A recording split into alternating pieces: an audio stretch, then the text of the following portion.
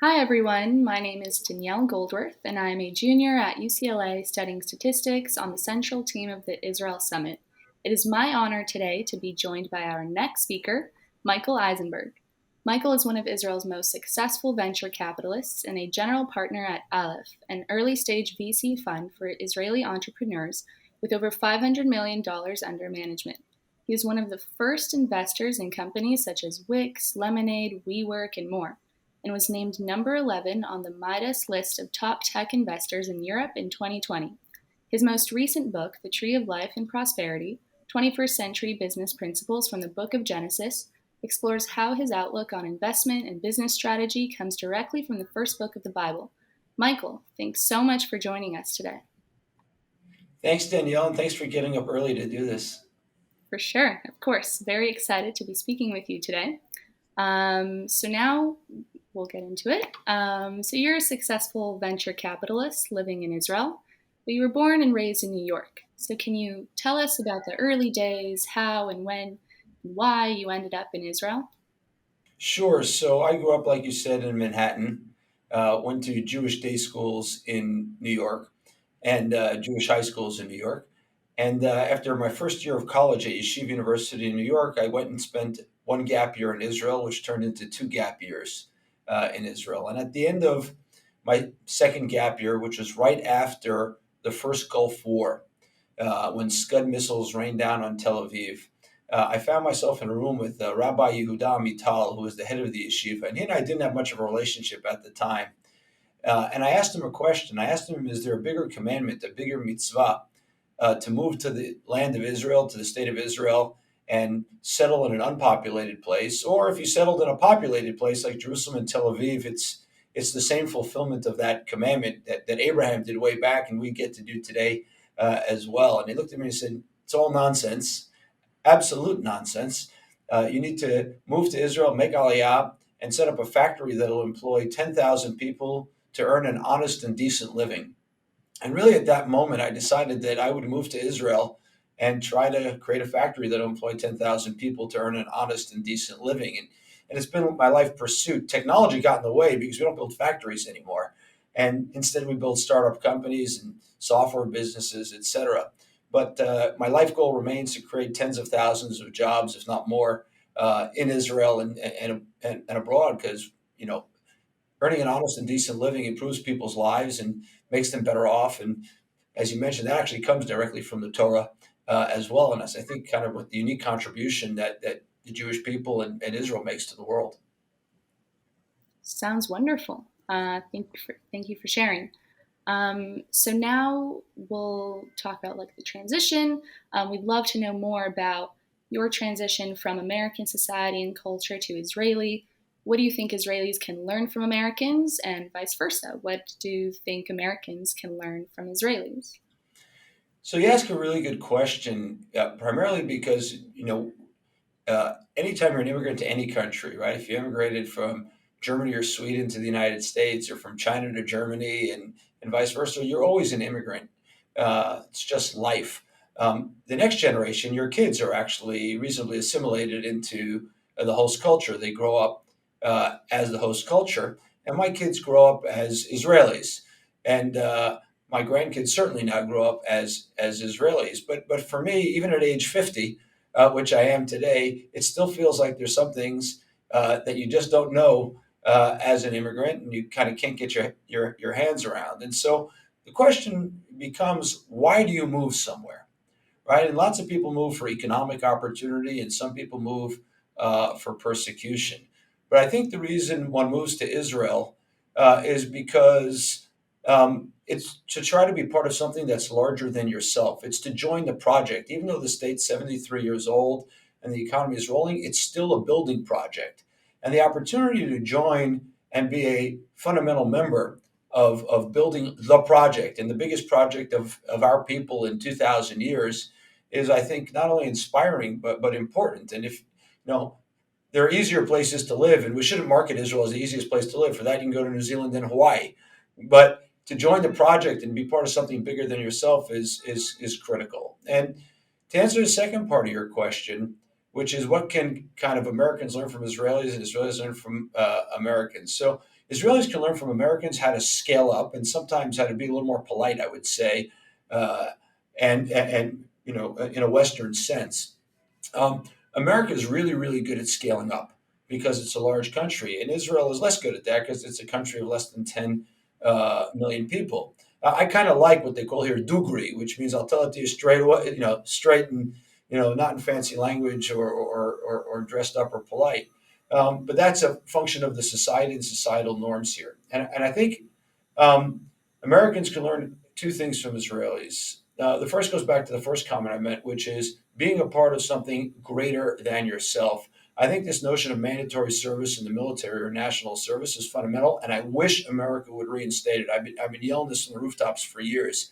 It's really important for a cohesive society. More importantly than that, to say we're all in this together and we're each responsible for each other. It's what I call in one of my books part of the responsibility economy, this fraternity that we create by having people sweat together and build together and work hard together. And I think that's lacking from America today. And I think the next part is Israelis are unbelievably creative in kind of every aspect of life. This notion of kind of startup nation should really be called innovation or innovative nation, because even in the food, right, molecular gastronomy is like invented here.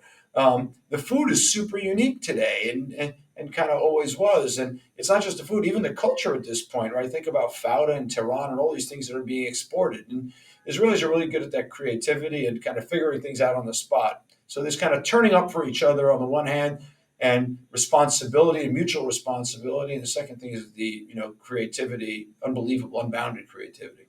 So, I really want to key in on Israeli culture, specifically through the lens of innovation. So, we hear people describe Israel all the time as a startup nation with explosive growth and the largest number of startups per capita in the world. Can you tell us more about literally what this means and what you think this will mean for the VC entrepreneurship world in Israel? Yeah, great question. So when we raised the first Aleph fund 8.5 years ago, um, we went out and told our investors, our limited partners, people we hope to be our limited partners and investors, that we think Israel was going through a phase change and that we were going from startup nation to scale up nation, and people would build very large companies headquartered out of Israel, large companies and meaningful global brands out of Israel. And what happened was a few things happened exactly at the same time. Number one is the technology modality changed from the internet, which was the first 20 years, now to things like big data, machine vision, machine learning, artificial intelligence, things that Israel's really good at because of the military technology background. The second thing is the internet made everyone so much closer to each other. Um, and you could market online over the internet, which obviously became obvious in the pandemic, that you didn't need to fly somewhere or turn up or bring someone on who didn't have a funny accent, so to speak. And so Israelis who had been disadvantaged by being far away from the market and needing to recruit locals in each market all of a sudden could kind of market online because of this thing called the internet. And then the third thing that happened is we forget that Silicon Valley is like 60 years old, but the technology economy of Israel is only 30 years old. We need to go through a full cycle of 20 years or so to build enough management talent in the system that they could scale up businesses. So we got through a 20-year cycle, and then we had enough management talent, some of which worked in the US, some of which worked in Israel, that came together to be able to do that. And people wanted to be at home and use the recruiting networks that they were familiar with. So they started to build these things headquartered out of Israel. And then the last part of it is we had icons. Everything in life, Danielle, I don't know what you want to do when you graduate, but I'm sure you look up to some icons. Some people say, oh, they did that. I aspire to do that. Until, call it 2013, 14, there weren't CEOs to aspire to say, oh, he built a $10 billion public company. I can do it too. But by 2013, when we raised the first Aleph, there was Wix, there was Checkpoint, there was M Systems that sold at a big number, and a bunch of others who had built these very large companies, scaled up companies out of Israel. And so now you can look up and say, okay, because Israelis are competitive, I'm going to beat Wix. I'm going to beat Checkpoint. I can build $1 billion, $10 billion, $100 billion business out of Israel. And having those icons matters for everything in life. Now I want to talk about your book. You just released a book, The Tree of Life and Prosperity, 21st Century Business Principles from the Book of Genesis, where the premise is that you've taken principles from the Book of Genesis and applied them to your investing and business practices. Can you please tell us more about this? Sure. So maybe a good place to start is Noah. So if I asked you, Danielle, who is Noah, what would you tell me? I'm not sure. All right. Noah built an ark, right? And he saved the world Oh, from the flood, right? That's Noah.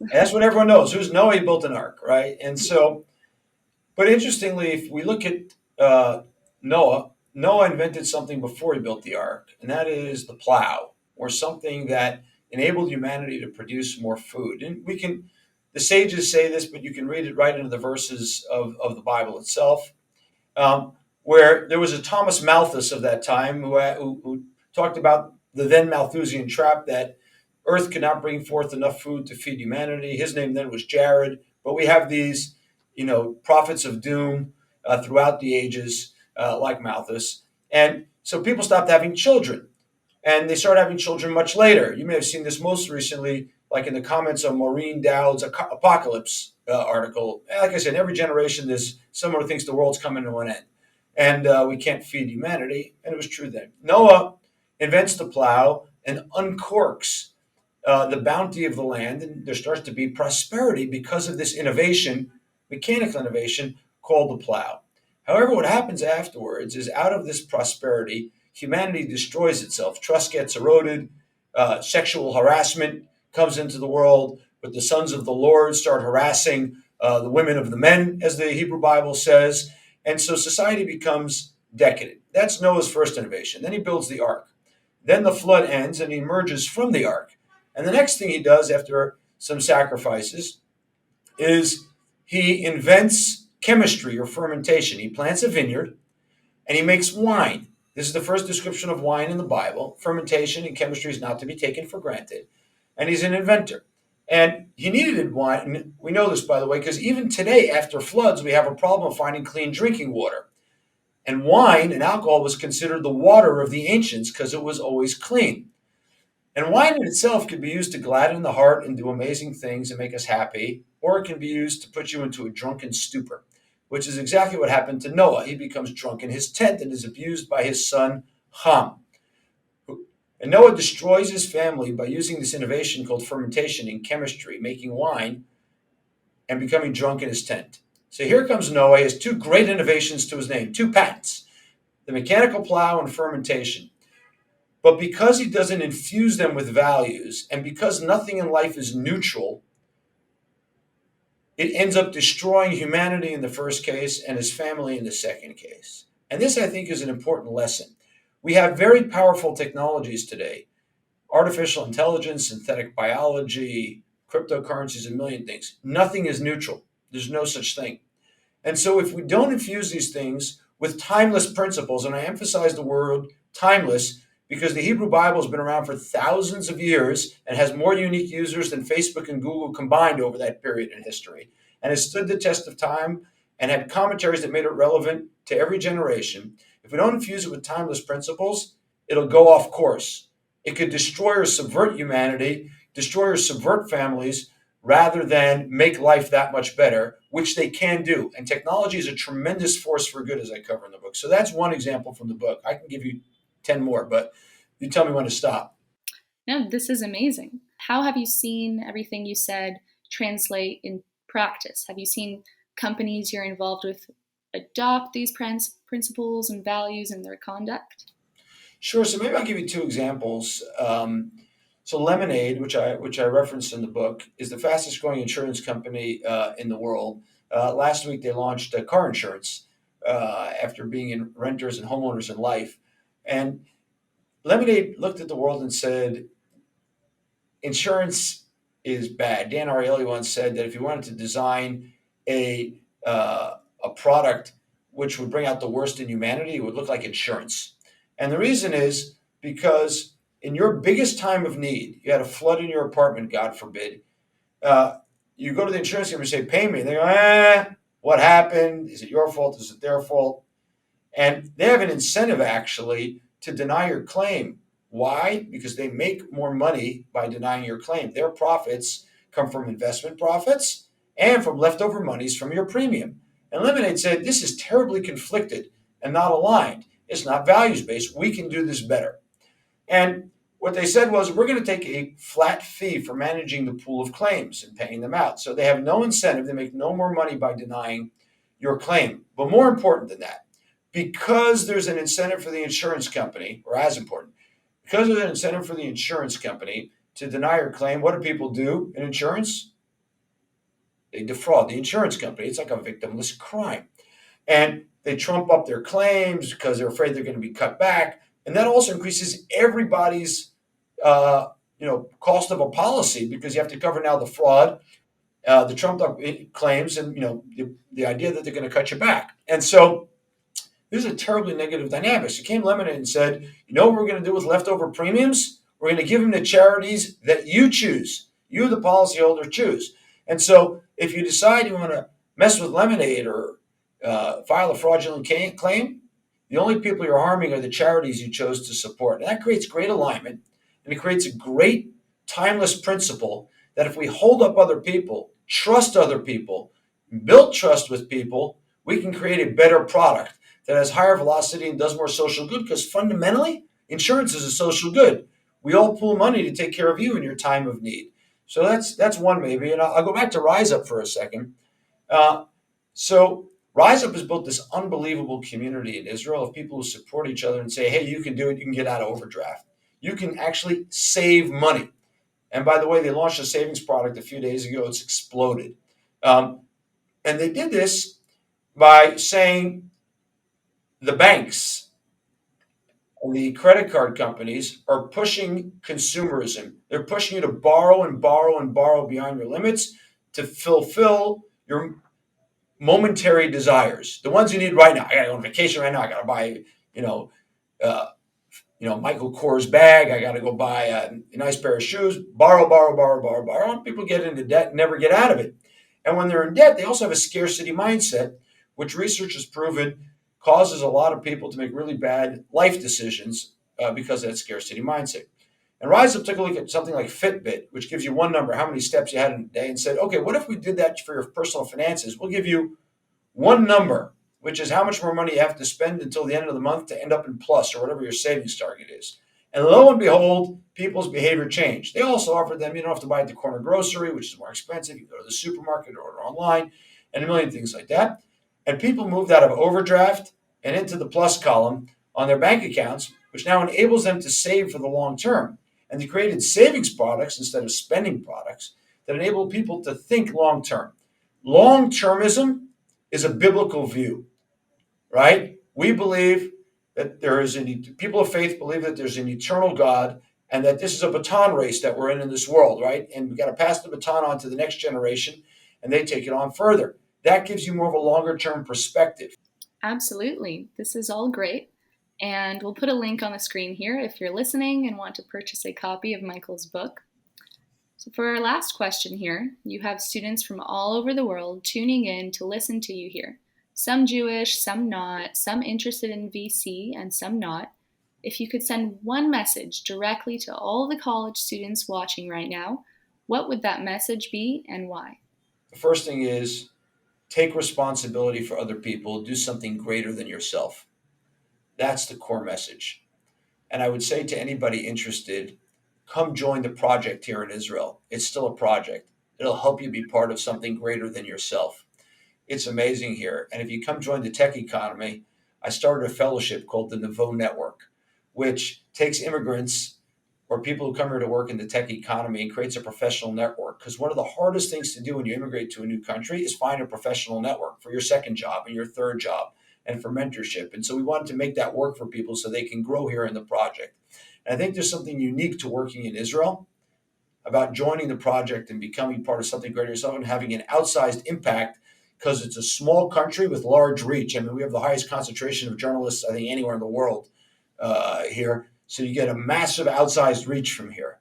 And so my message is come join the project. And if you join it, we'll take care of you with a professional network as well so that you can get on your professional career. There was a young man named Max Kane who actually worked at Lemonade, who was an Ole. He immigrated to Israel. And he wrote a blog post saying that I moved to Israel for Zionist reasons because, it was the tugs of the heart. But now I know it was good for my career as well. It was a professional success. You can go find it. And he was a fellow in this Nouveau network. And I think as part of this, you feel fulfilled. You're part of something bigger than yourself, and it's good for your professional advancement. So come join the project. That's what I would say. This was amazing. Michael, thank you so much for joining us today. This was an honor. Thank you, Danielle. I really appreciate it. Thanks for having me.